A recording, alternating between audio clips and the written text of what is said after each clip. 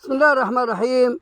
بقول يا بلد وألف الفقير بتزيد فقره والغني تزيد غناه.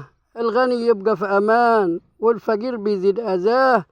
الغني لو مات في يوم في الصفوف تغدي عزاه، والفقير لو مات في يوم ألف حرقة تروح وراه. لو الغني أكل لحوم تتمني هناء وشفاه، ولو الفقير أكل مدمس تضربيه على قفاه. لو الغني كلبه مريض يروح مستشفى المواساة، والفقير لما كلبه جاع سماه وراح بعيال رماه. والفقير لما كلبه جاع سماه وراح بعيال رماه. هتروحوا فين من ربنا يوم تكوى لكم جباه؟ هتروحوا فين من ربنا يوم تكوى لكم جباه؟ لا مال ولا بنون هينفع، ولا سلطة ولا سلطان وجاه. هو إنسان وابن تسعة، هو من خلق الإله. أحلف بربي في سماه، أحلف بربي سماه. لو كل الدنيا سابته ربنا هيكون معاه. ودي حكاية الفقير والغني. مستشفى المواساة مستشفى في الإسكندرية، من أكبر مستشفيات في مصر، هي مستشفى أحمد ماهر. تحياتي لكم والسلام عليكم ورحمة الله وبركاته.